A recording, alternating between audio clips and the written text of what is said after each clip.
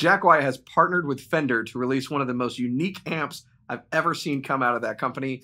It is the new Pano Verb. It launches today. We're going to tell you all about it, so stick around.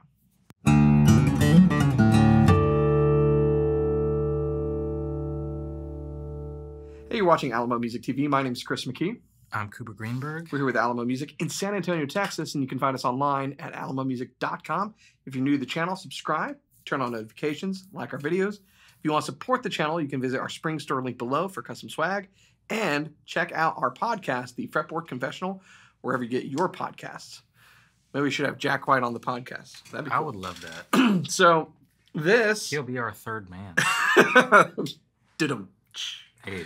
This black and yellow behemoth with Third Man Hardware, which is his brand, is the new Pano Verb. It is a very unique, very large, all-tube amp from Fender and the mind of Jack White. And it is unique and cool. Yeah. What other superlatives can we throw at it?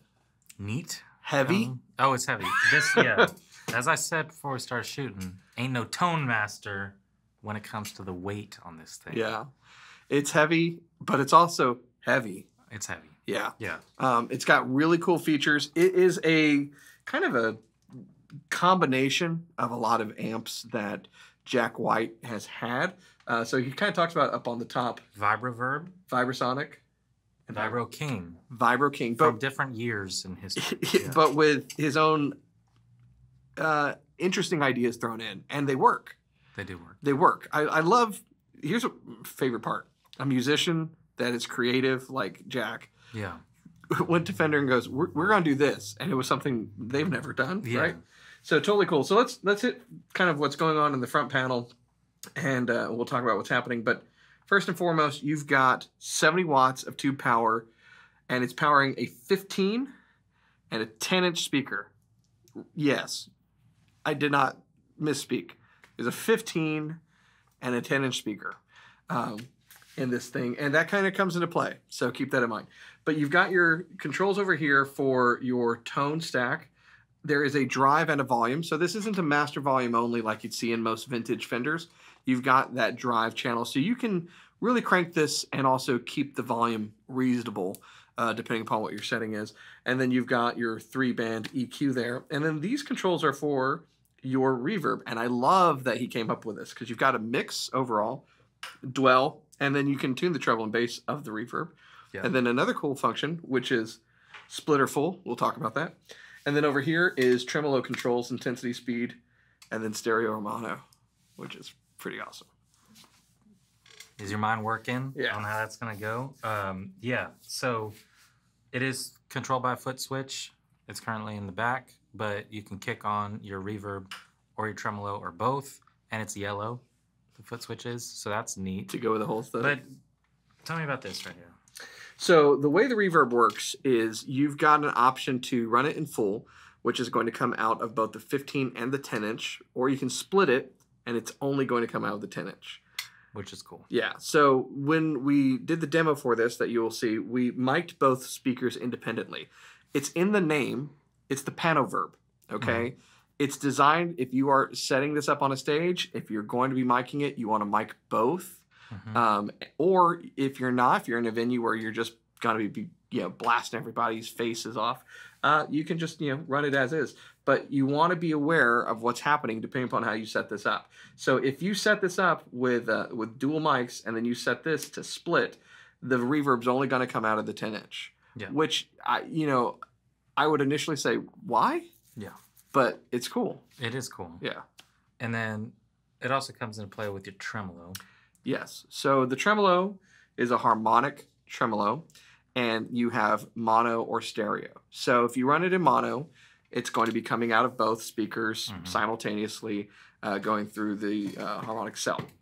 If you set it in stereo, it's going to work back and forth between the two speakers. It's got this washy kind of like incredible sound. As you'll see in the demo, I started it off on the trem with intensity all the way up and speed way down, so it does have that just kind of really psychedelic feel. Then later on, because I've messed with the controls throughout, dialing back the intensity a little bit, but the speed up, like there's so much kind of huge spectrum to play with in there. And the reverb sounds really good in both of these. I will tell you, I prefer the split sound because you can get this reverb really, really drenched. And so doing that, but just on the split, like, leaves a lot more. I mean, you can obviously dial back the mix and do whatever, but it just had like such a cool, chimey, bright sound, you know? Well, it's interesting because, I mean, effectively, that's what a lot of people do with a wet-dry signal. And in this particular case, the dry, when you have it split, is coming out of the big 15-inch monster speaker. You said right before recording, we should talk about the magnet on this thing is a behemoth. And in trying to remove the pedal out of the back of the amp, you had some trouble. Yeah. And so it started off, I just saw like a 1/4 inch stuck to the speaker. I was like, did the speaker get disconnected? Like, what's going on here? And I tried to get it off, and it's like, you got to yank that a little bit. And then I pulled the pedal out, and it's just like, which is cool. It's rock and roll, dude. It is rock and roll. And since it's massive, just as a side note, you got the little prop up, you know, on the side. Yeah, you should get this amp, and then you should get casters. You should get casters. Yeah. But it does come with the amp cover, which is matches the design, which I think is cool. And it's just one of the more unique, like, Jack White's a unique guy. He makes a lot of his own stuff that's very cool and mods out guitars and all that. It's always unique. But in terms of amplifiers, most of what we've been seeing from Fender has been either Tone Master, faithful recreations of classics that are very true to themselves. But, you know, some of the weirdness typically comes in with FSR, colors, and all that. This is like a whole new thing. Yeah, absolutely. So, very, very cool. Let's check it out.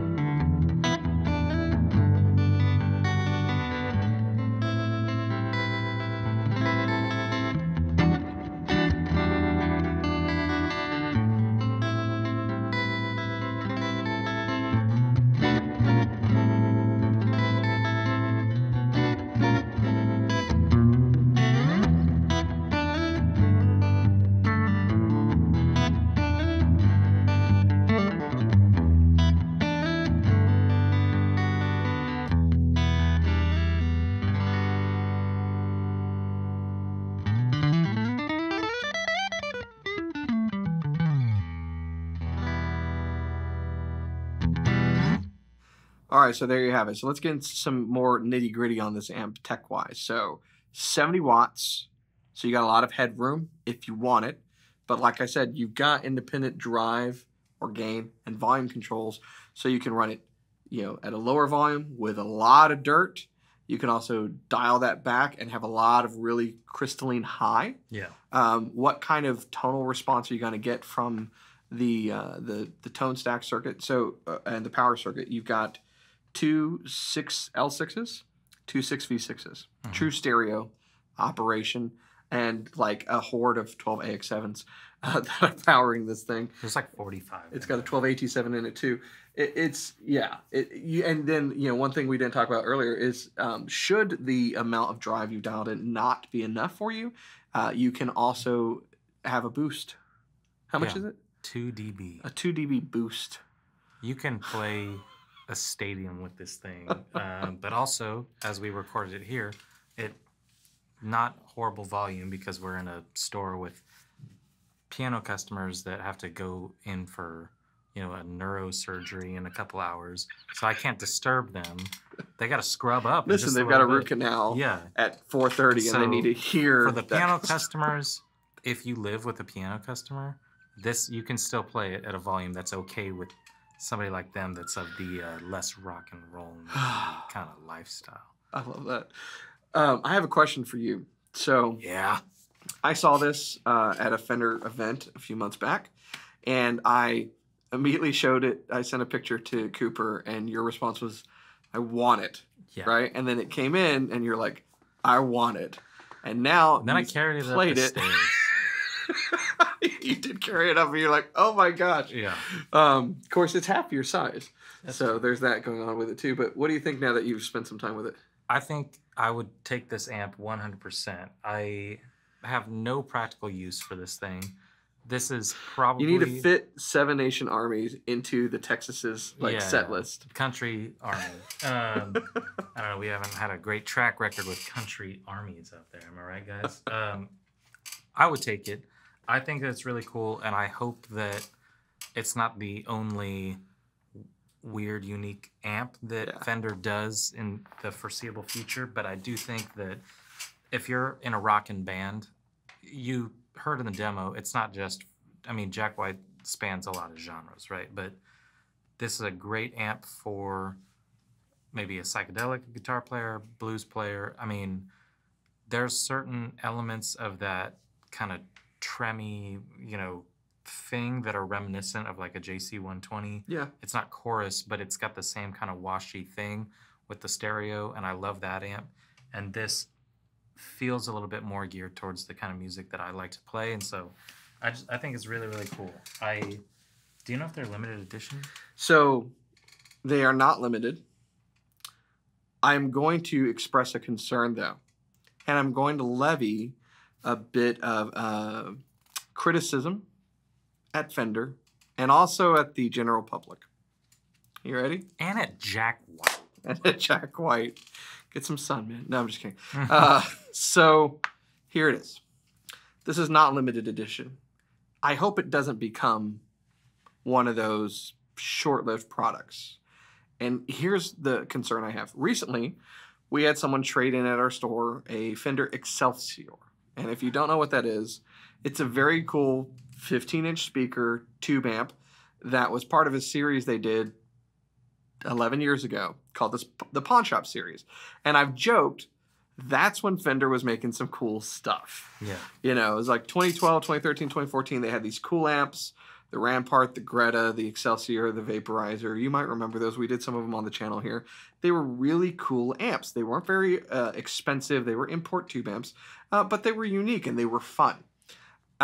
Particularly in recent years, and some of this is the pandemic to blame, right? I said in one of, I think the FMT Telecaster video that we shot, that a lot of new stuff that's coming out from Fender right now is because they really couldn't roll out new product as we were going through a global pandemic, and they were just trying to keep up with demand. Now they can. But I also remember how good of an amp the Fender Machete was. And the Fender Machete, if you don't know what it is, this is my point. It was a high gain amp from Fender that was all tube, that had some of the coolest features on it, and really was just one of the best amps I've ever plugged into. I ordered one because they had like one left over, and then I let one of our other coworkers have it because he was lusting for it, and I decided to be a nice guy. It's such a great amp. I kind of wish I hadn't been such a nice guy. But nobody bought them because it was not a deluxe, a twin, a Princeton. It wasn't a classic Fender thing. But one of the conversations I had with Fender, some of their higher-ups and product development guys when I was at the event was, you know, there's all sorts of cool stuff I would like to see them do. And I know that part of that is how is the public going to receive it. And all I've got to say is you've got to try stuff that's not a Princeton, not a twin, not a deluxe. Those are great amps. They're historically good amps, but there's creativity to be had out there and beyond. Like digital stuff's cool. Yeah. And they've done a lot of that. Yeah. But I love this, and I want to see more of this, and it's up to you. If you guys want to see more cool stuff like this, then it just has to be supported in the marketplace. Yeah. So I'd like to see a Pano twin. That could be cool. That would be cool. But I will say that it's tastefully done with the aesthetic to where, yes, you know, it's a third man Jack White thing. I mean, you got that kind of radio tower look, the yellow. It's very cool. But it is, surprisingly, my main takeaway is how versatile it is. And the amps that you're talking about and some of those more experimental guitars, they all come out to be more versatile. Like they're not putting stuff out this is not a one-trick pony. And so dig in a little bit, and I mean, this definitely takes a couple effects off of your board and puts them right there, and like it's built to do it better than a pedal version of a trem, you know. So, yeah. Tube harmonic tremolo. It's a magical sound. Also this. So one of the things I was talking to one of the guys at Fender about is I don't think they have enough tube amps that just have a gain. Or, you know, there's hardly anything that's two-channel outside the Hot Rod series. You know, having something where you can, you know, not turn it all the way up and also not use an overdrive pedal to get the dirt that you need is, that's what I want. So I love it. I hope everyone else loves it. And you know what? Just get a dolly. So that you can have the cool amp. Dolly up front, mono bag in the back. That's a one trip, one trip to the gig. Do you remember what the price on this was? No. Okay. Is it somewhere in the couple thousands? Something like that. It's not an inexpensive amp.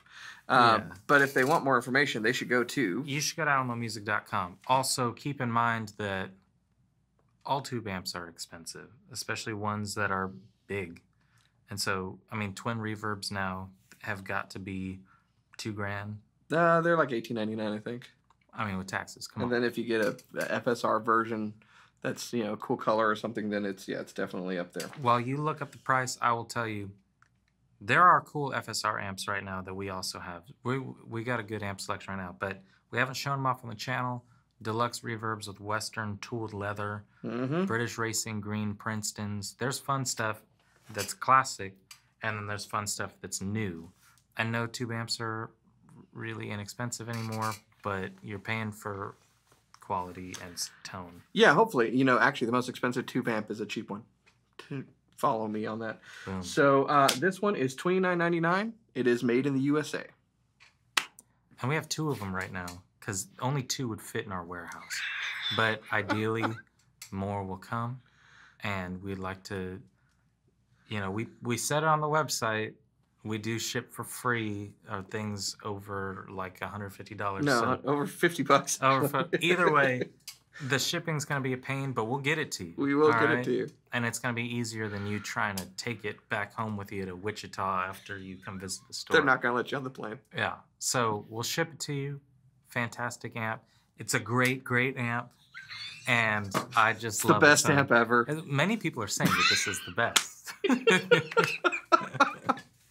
Canceled. All right. So there you have it. So information's on the website. You can buy online. You come to the store and try it out.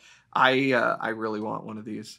Yeah. It's just so much fun. So anyways, we hope you like it too. Let me know in the comments below. Actually, here's 2 things. Ready? Let me know in the comments below what you think about this amp. Part 2. Tell us what you would like to see from Fender when it comes to amps that they're not currently making. I'd love to see the comments on that. So if you're new to our channel, subscribe, turn on notifications, like our videos, keep coming back for more. Tell everybody you know about them. Share them with your grandmother. Put them on, you know, when people are having YouTube run in the background, just hijack their TV and put it to our channel. We really appreciate it. Turn off the chive. Yeah.